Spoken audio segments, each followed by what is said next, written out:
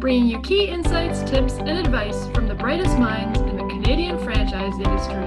This is the Franchise Canada Chats podcast. Welcome to the Franchise Canada Chats podcast, where we take you into the world of franchising.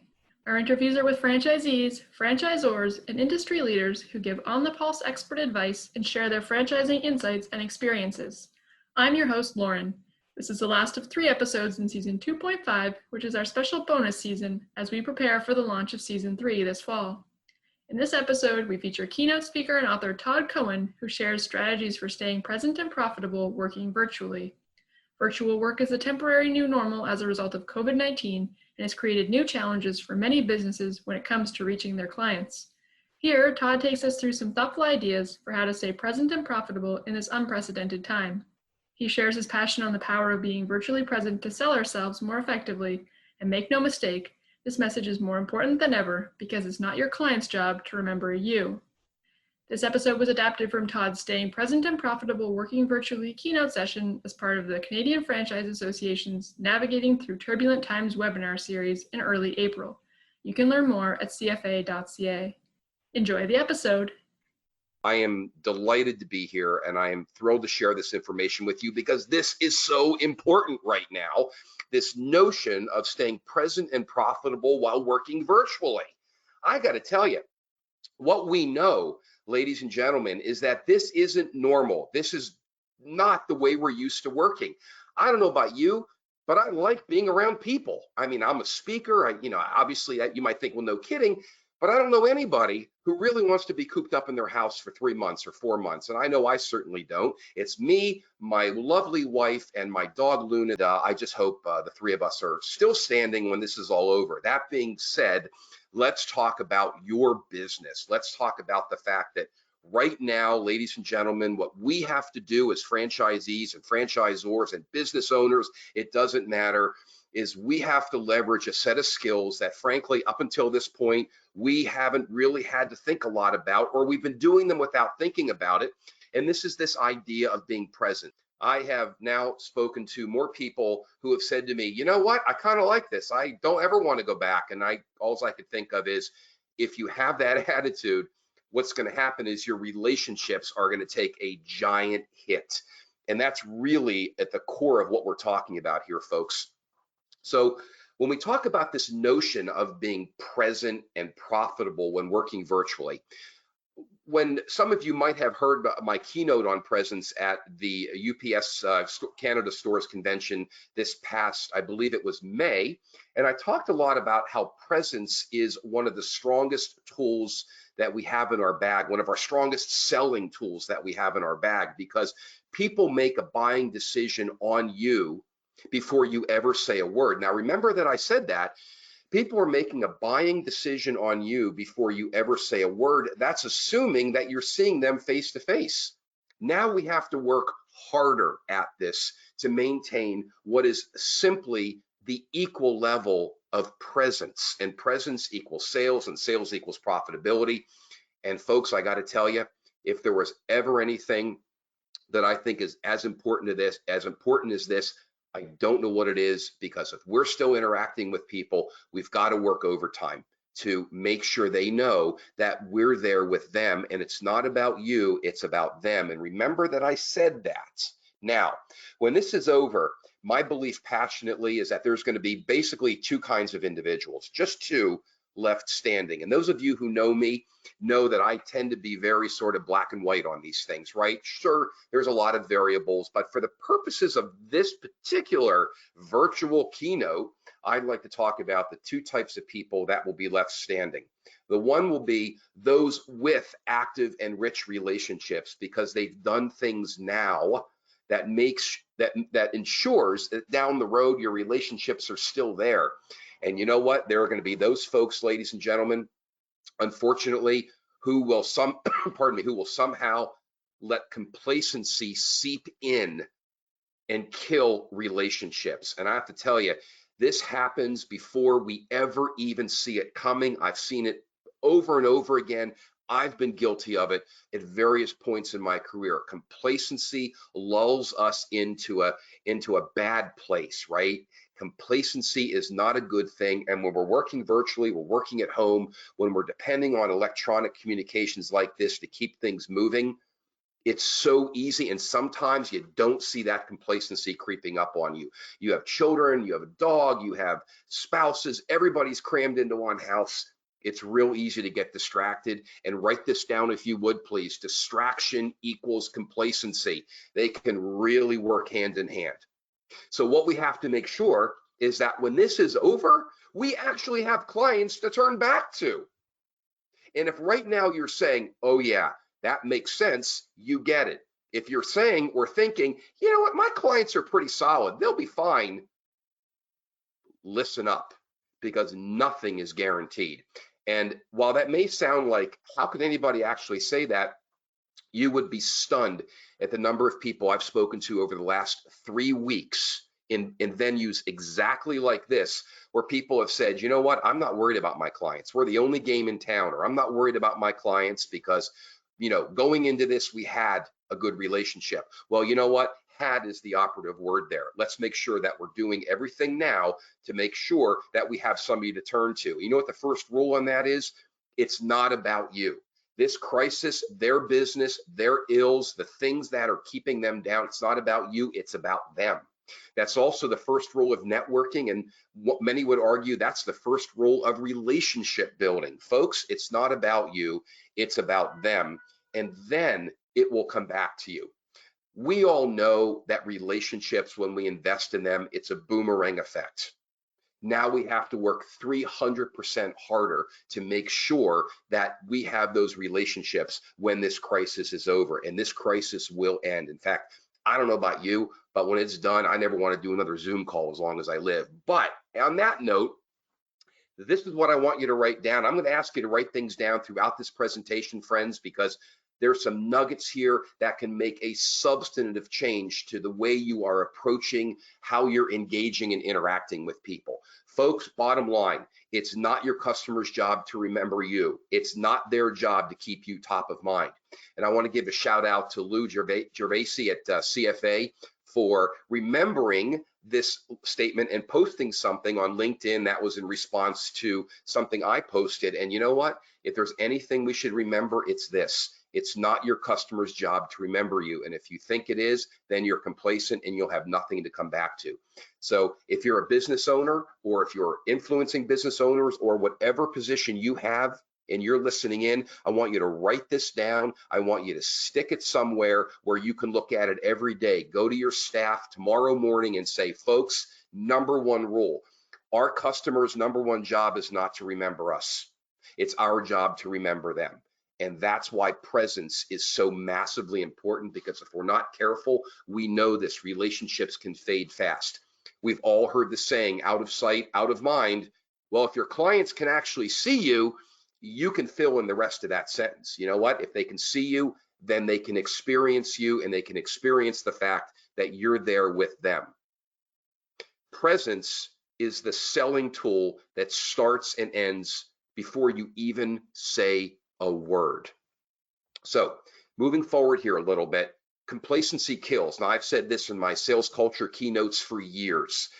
And as a sales guy starting in the 80s, when I was an embryo for Xerox, I will tell you that we learned this early on. If you get complacent, you get replaced. This is why we have to work 300, 400, 500% harder to maintain presence. This is why we can never forget that we need to make sure that our customers, we remember them first. Our responsibility, their responsibility is not to remember us. I'd like you to write this down if you would as well. Those who are present achieve permanence. What you do now puts another brick in the wall of you being a permanent presence in their world. What you do now, the investments you make in how present you are, will have a direct impact and a profound impact on your profitability. So here's another way of looking at that. Don't wait for this crisis to be over. Don't wait and assume that everything is going to come back at a certain pace or a certain speed. The recovery, the comeback starts now, starts today. And the investments you make help you achieve permanence down the road. This is a big deal. Look, folks, we have one goal here, and that's to stay connected. When you're connected, you have relationships. When you're present, you start making more money. So here we go. Let's practice being present when working virtually. Let's practice being present when working virtually. So what I'm going to share with you right now are 8-ish guaranteed ways to be present and stay present. Be present and stay present. And the reason why I say 8-ish, well, every time I do this, I think of another one. What I didn't want to do was just convert my existing keynote on presence to this format, because I think this format, when we're engaging, means it requires some modifications, some things to do differently. You'll see some things similar, but you'll see some new things here as well. The first one is to remember that mindset is everything. When you get up in the morning and you sit down or you stand up, I happen to be standing at my desk. I bought myself one of these Vera desks, things that stand up, and I walk around because as a speaker, I want to put myself in my most comfortable venue. What's your most comfortable venue? Make sure you know what that is, because that will impact your mindset. Mindset is everything. Expectations aren't going to help us. Mindset will help us be present. Now, how do we change mindset? Well, that's a whole big concept. Here's one, and the very first rule that I'm going to give you. Here it is. Breathe. Learn to breathe. Many of you have heard me talk about this. I learned appropriate breathing techniques when I took a course in mindfulness many, many years ago to reduce my stress. Now, I failed the course on mindfulness, which is kind of stressful when you think you failed the course on stress reduction. That's another story. But what I did learn was to breathe. So if I ask you all right now, take 3 deep cleansing breaths. If you all take a couple of breaths, what happens? Your mind clears, you relax, you feel your shoulders go down, and most importantly, you're ready to listen. You see, if you go into something and you're all hyped up, and I am guilty of this all the time, you're gonna be challenged being present because your listening channels will be closed down. We're gonna talk more about that in a second. Breathing is a surefire, no miss way to recenter yourself, get a little more present, opening up those listen channels, because when your listening channels are open, the people that you're speaking with will sense it. That's presence. You see, there's things happening that you can't speak to, and there's things happening that you can control. This all impacts your ability to keep those relationships. So breathing, real simple, 3 in and out breaths. The next rule is step away from the email. I find that what's happening is I've gotten more email than I used to, and most of it is the same thing. It's wash my hands and don't do this and don't do that. You know what? I think people are tuning out of email a little bit. What's crazy is I'm actually going to say, try to stay away from conference calls as well. Do video. You see, face-to-face makes things infinitely more meaningful. If you can, insist or ask for video. If you're presenting a proposal or you're presenting an important document to your client, to your customer, to your franchisee, whoever it might be, arrange a time to go through it together on video. That's what I've been doing, and it makes a huge difference. You can see reaction, you can see people's faces, you can see how they're feeling about it. Look, you're all adults. You don't need me to teach you about this sort of thing, that we want to see how people are reacting. Here's the point. Don't be complacent and just resort to email. Face-to-face is meaningful, it counts, and right now it matters more than ever. The second rule is stop multitasking. Stop it. Now, I know it's easier said than done, but guess what?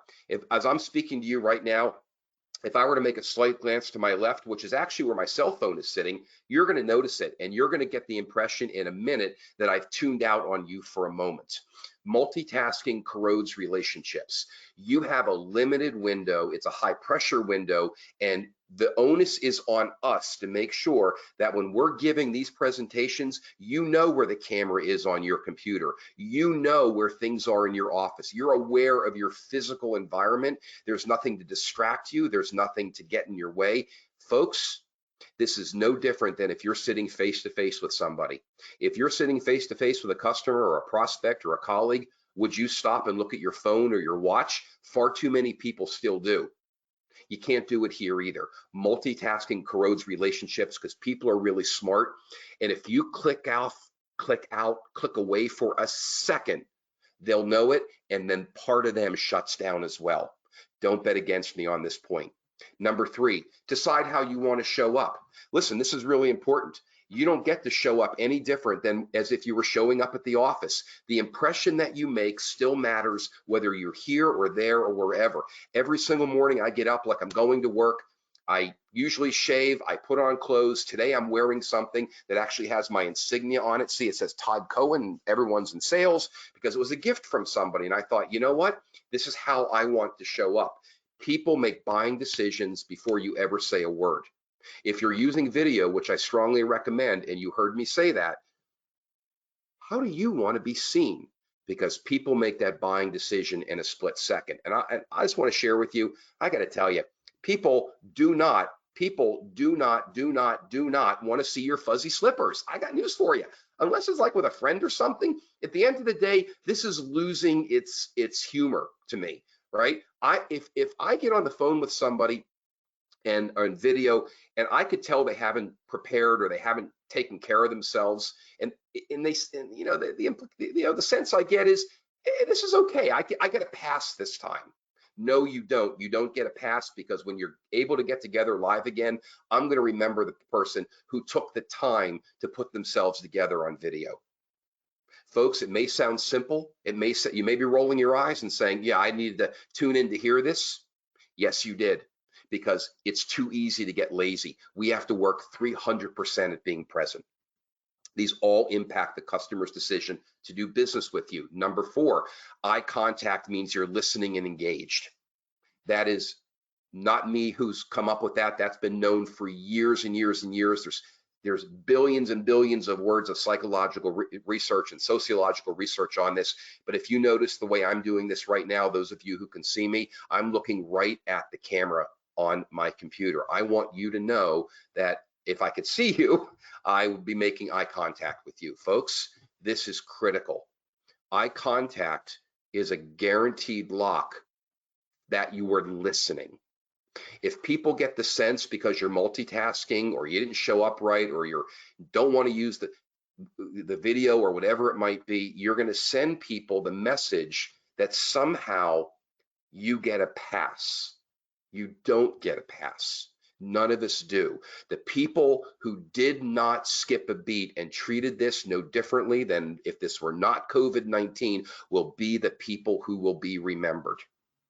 This is you being present. This is your mindset saying there is no difference here. This is your mindset saying, when I show up, when I am on that video, when I'm on that conversation, I'm going to make sure that they know that I'm tuned into them. It's not about you, it's about them. So let's try a little quiz question, although I'm not sure how this may or may not work, but I'm just going to send this out. Presence can be more effectively maintained: 1, in person; 2, electronically; 3, both; 4, neither. So take a quick second and just somewhere write down your answer. And the answer, well, I'll give you a couple seconds, but I think this is a pretty easy question. All right. So presence can be more effectively maintained both in person and electronically. In person, it's one thing. Electronically, as we're doing this, needs to be, well, we have to work a little harder at it. All the things I'm sharing with you will have a direct line to profits, because what you're doing is you're making yourself memorable. You're making yourself stand out, and people will say, you know what?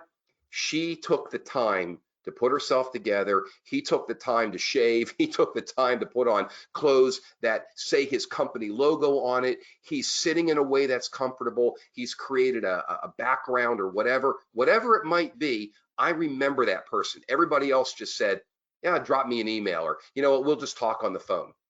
Talking on the phone isn't bad. It's a step up from email, but presence is all about this, folks.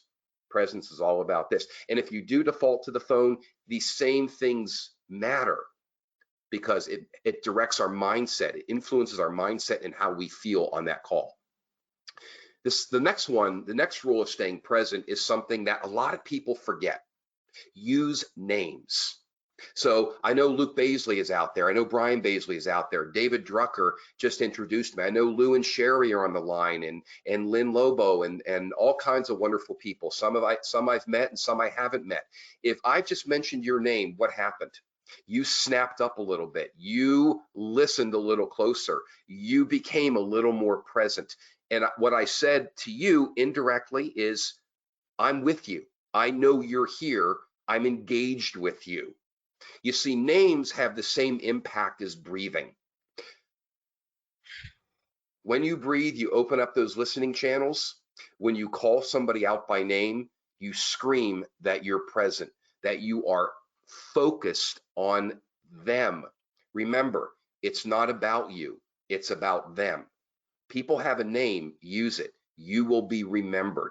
We all know what it feels like when we hear it. When someone says to me, Todd, versus now in Philadelphia, we have a unique nickname here. It goes by Yo, after Rocky. Well, I don't like being called Yo. I have a name, it's Todd. And when people say, hi, Todd, or good morning, Todd, or I see an email that says, Dear Todd, and maybe my name in the body of the email one more time, you know what? It's got my attention. It tells me somebody took the time and the care to show me that they're present.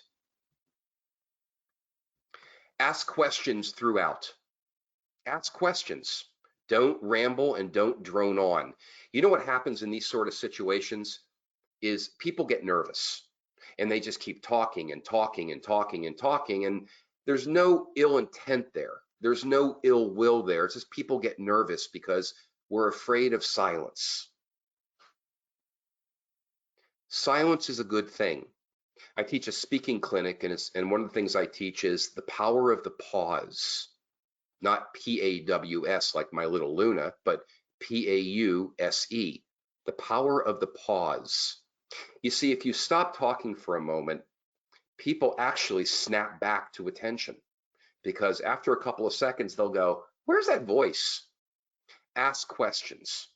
So if I could see you all, and we were having more of a bisynchronous experience here, I would call you out. I would say, David, what's resonating with you so far? Or Luke, how are you doing? Do you have any questions? Or I would do different things that would demonstrate that I'm here and that the only thing going on in my world right now is you. That's what we want to prove to people. The only thing happening at that moment in the entire world is me being present with you. If you want to be remembered when this is over, try that mindset on for size. I guarantee you, your relationships will be infinitely more robust. And that is not a hard guarantee to make. You see, when you ask questions, you interrupt yourself, you ask people to comment, you increase your odds of engagement and differentiation. Ask people to write things down. You know, these sorts of experiences, as I said earlier, it's really easy to multitask and sort of be there and not be there. How do you feel when somebody's only paying 50% attention to you? How do you feel when you've spent an enormous amount of time preparing something for somebody and they don't even pay attention? This is why video is important. This is why breathing is important. This is why making sure your listening channels are important. Ask people to write things down. You've already noticed I've asked you throughout this. Listen, I would write this down. Please write this one down. And you know what's interesting is I always sometimes say, if you get nothing else from this, which is always a great line, because people go, okay, I just want to get that one nugget that matters so I can, go back to doing my emails. No, it gets people actually back on your side, back on side with you. So if I ask you to write things down, I'm saying to you, this is important. And this is a point I'd like you to take away. So what I'd like you to do is write this down, to write things down. See that? The play on words. Okay. Now, as we continue down this journey together, let's do a second quiz question. Using somebody's blank screams you are present. So I'm asking the group, is it rank, title, company name, or name? Well, hopefully you've been paying attention, because the answer is I don't have a drum roll, sorry. I wanted a drum roll, I couldn't figure it out, is name. So use people's names. Meredith, thank you for setting this up for me. Lou, I enjoy your LinkedIn posts immensely. I can't tell you how much I appreciate what you do. Sherry, your comments about my keynote a couple of years ago have had me smiling for days. Lynn, thank you for being so patient with me while we navigated this WebEx stuff. I could go on and on and on. Folks, names scream presence, and it screams engagement. If I hear my name, I'm going to buy from you. So this one is exceptionally important. And I say this, and I even get a little lump in my throat when I think about this. This is an extraordinary time for lots of reasons. But this is also the perfect time, ladies and gentlemen, to work on our humility, our vulnerability, and our ability to acknowledge. You know, everybody I've spoken to, everybody has said to me, I just need somebody to listen to me. I just need somebody who gets what I'm going through. Timing is everything, ladies and gentlemen. If you want to be present with somebody, show them that you understand them. That begins with acknowledging. That begins with being vulnerable and saying, I'm dealing with the same issues. Be humble. Humility, vulnerability, and your ability to acknowledge what's going on in people's lives, well, we know the impact on that. It deepens relationships. It makes them remember you. Don't go into every conversation, and listen to what I'm about to say, and I want you to write this down. Don't go into every conversation thinking you have to come out with an order or a sale. Go into every conversation knowing that everything you do is selling. That's why I always say everyone's in sales, and every conversation is a selling moment. This past Monday, I was on a call with 6 other fellow speakers, and we've all experienced the same complete and utter evaporation of our businesses. It was the first time that I was really able to talk with people who understood my world. I got a big lump in my throat when one of my friends just said to me, there's nothing I can say other than the fact that I acknowledge what's going on and I'm in the same boat. Literally almost brought me to tears. Something as simple as somebody identifying with my plight. That's what people want. That's what will make you memorable. Somebody 2 days ago said to me, when is the right time to start selling? I just put a video up on LinkedIn a couple of hours ago. You know when the right time to start selling is? There is no answer. Everything you're doing is selling. I should say there's only one answer. And every single time you show your humanity and your vulnerability and your ability to acknowledge, you give people your best self. And that you cannot put a price tag on. Friends, I will do business with those people all day long.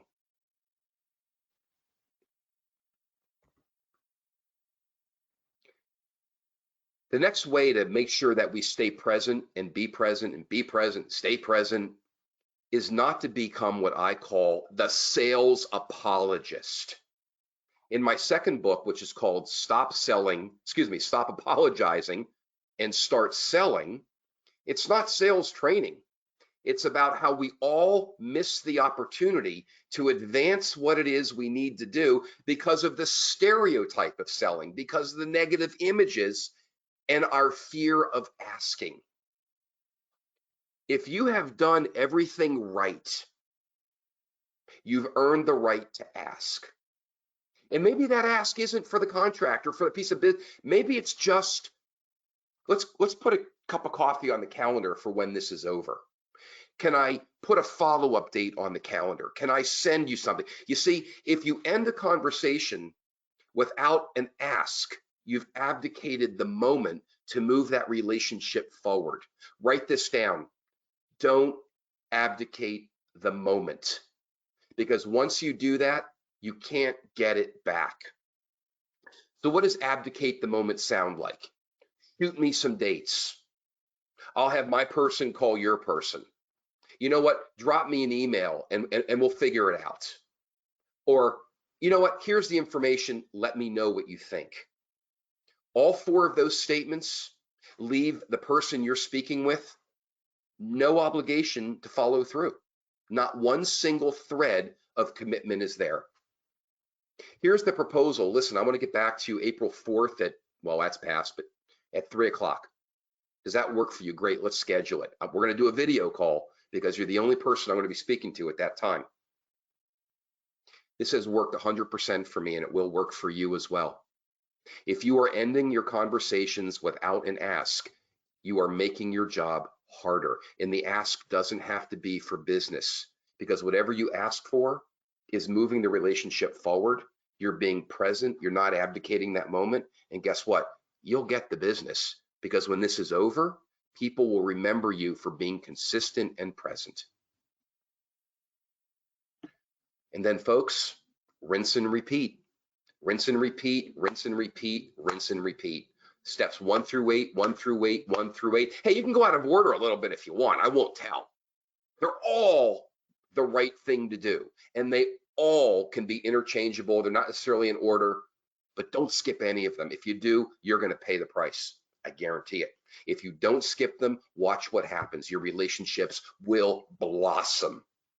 And I can hear Kirk out there going, yup, he knows it. Kirk, I know you're out there, and I know that you get what I'm saying. Let's do our third quiz question. Eye contact means you are intense. I've been accused of that a few times. You are listening. You have an astigmatism and probably should see the eye doctor. Sorry, that's not the right answer. I just cracked up when I said it. Like to intimidate people into doing it your way. The answer, as you should know by now, is eye contact means you're listening. So I hope you can all see that I'm making eye contact with every single one of you. I am. I can see you. I can see you. Okay, as we begin to wrap up here, a few more quick points. There is no secret sauce to sales. In fact, everything I'm telling you is the secret sauce.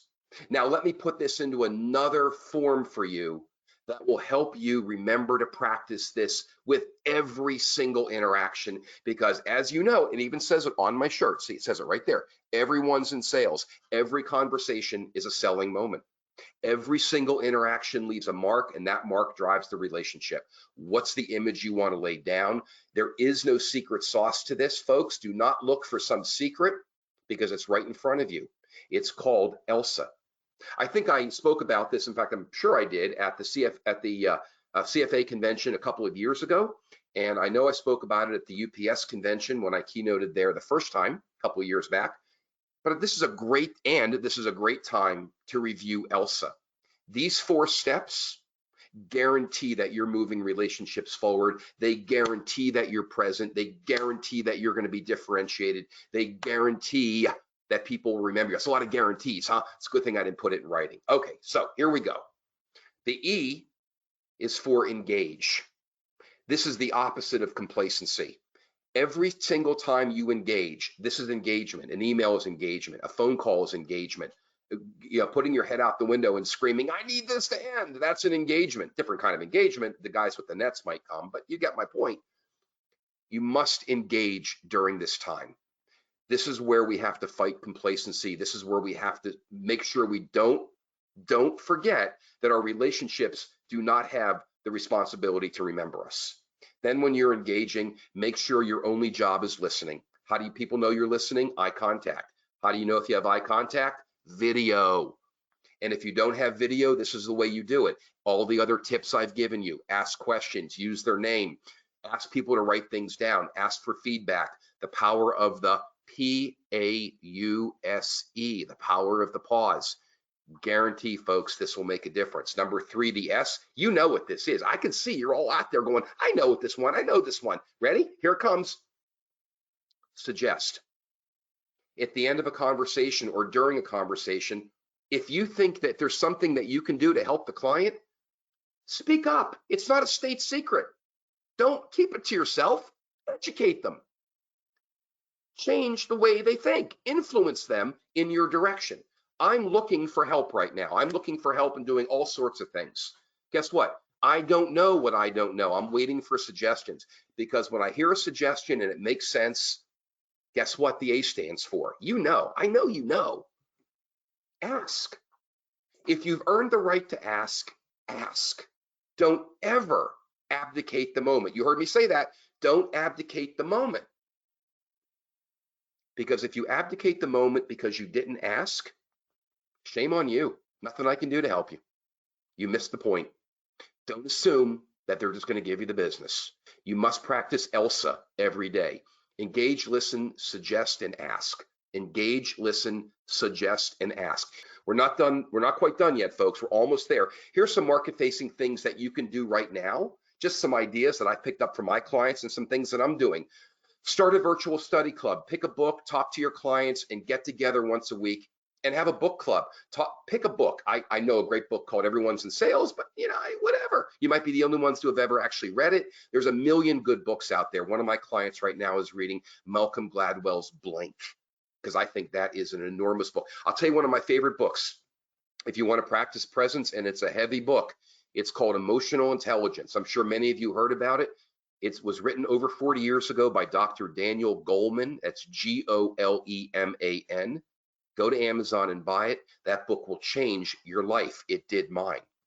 Another thing is update client lists. This should be a no-brainer, folks, but that's all I've been doing is updating and cleaning my client list. Number 3, update LinkedIn, participate in conversations. Lou, you are the rock star. You are the benchmark. You are the guy. You should be giving a class on how to engage on LinkedIn. And finally, everybody out there needs a recommendation. Is there a recommendation that you have been putting off writing for somebody? Don't wait to be asked again. Surprise somebody with it. I've been writing 3 recommendations a week, and I got to tell you, what's happened is created some amazing conversation. These are recommendations on LinkedIn that I just have been putting off. Shame on me. Now I'm more present because it shows I'm thinking about them. Number 4, call everyone you haven't talked to. Pick up the phone and call them. What are you waiting for? Stay away from the email. ELSA, engage, listen, suggest, and ask. Call them. People are actually answering the phones right now. It's kind of crazy, but they are. Remember the days when people talked on phones? They're talking on the phones again. Next one, unleash your creative side. What marketing activity can you be doing? I know the Baisleys are ripping this one up over at Driver's Seat, and I'm sure you're all doing great things. Now, and I'm going to talk with you a little bit more about that in a second.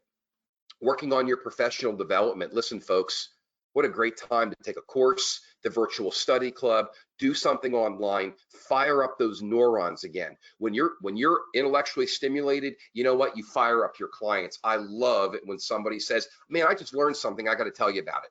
Even if I don't understand it, which is just pretty much about everything, I still want to hear about it. And it's engaging. It's ELSA all over again. Okay, now, here's Baisley's laws. I have this, Luke and Brian shared this with me the other day, and I just love this. So I want to give them a shout out because you know what? They're way out in front of this stuff. So number 1, take care of yourself physically and mentally. You have to be in top form, whatever that means to you. I'm actually working out. I mean, pretty amazing. I can barely stand right now, but I'm working out. Take care of revenue today. Pivot to help and drive new revenue streams. Look for ways to keep helping your clients. Number 3, focus 6 to 8 hours a day on post-COVID-19. That's the one that got my attention. Post-COVID-19. We can't change today, folks, but everything I'm sharing with you right now sets the stage for a month or two, and I'm optimistic. 2 months down the road, but I'm not a doctor. Hey, what do I know? But I'm optimistic this is going to end. And if I'm not optimistic, I will lose my mind. And listen, and I had to put this one on there as well because you heard me say that in Elsa. Listen, listen, listen. And I love the fact that the Baisley boys, sorry guys, I called you the boys. Every franchise is dealing with their own demons, stresses, personal financial situation, and fears. One size does not fit all. Listen, folks, humility, vulnerability, and acknowledgement. Shut up and listen and just be there. They will remember you. I guarantee it. So thanks to the Baisleys for letting me share that with everybody. Listen, now is not the time to stop employee education and training. What are you doing? Don't cut that from your budget. Yes, I have self-interest in this point. That's not the point. I want you to think about this. I want you to think about something. Why would you be cutting training when that's exactly what we need to do to retain people when this is over?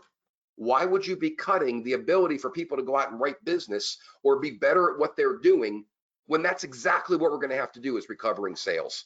It's time to leverage everyone in the client experience. I call that a sales culture. All you have to do is remember this, write this down. Everyone's in sales. Everybody in your company does something that impacts the customer's decision to say yes. I'm going to say that again. Everybody in your company impacts the customer's decision to say yes. If anybody in your organization ever says, I'm just you stop them and you say no. You are a part of this organization. What you do matters. And this is how, when you do what you do, it influences a customer's decision to say yes. You see how passionate I am on this point? This makes me crazy when people feel like they're siloed. Final point, let your customers inspire you. Let your customers inspire you. I want to give you a real life example of the way a customer has inspired me. One of my clients called me up and said, Todd, I need what you do because I'm not worried about COVID-19. I know how to handle that. I need to be worried about recovering sales when this is over, and I think you can help us. Well, that spurred a 3-hour conversation with this person and opened up an entirely new concept for me about how I can help people get through this. It's like Brian Baisley said when I shared Baisley's laws, post-COVID-19. So that inspired, for example, this particular advertisement that I'm doing by snail mail. I'm actually mailing these out. Recovering lost selling time will be crucial.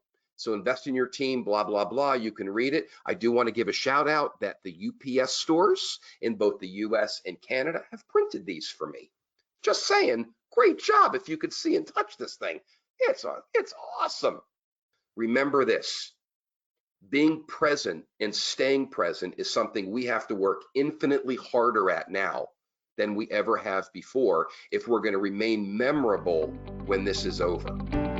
Thanks for listening. For more franchising resources, including how-to articles, expert advice, franchisee success stories, and franchise opportunities, visit franchisecanada.online. You can also learn more about franchising at cfa.ca and can connect with specific franchise opportunities at lookforafranchise.ca.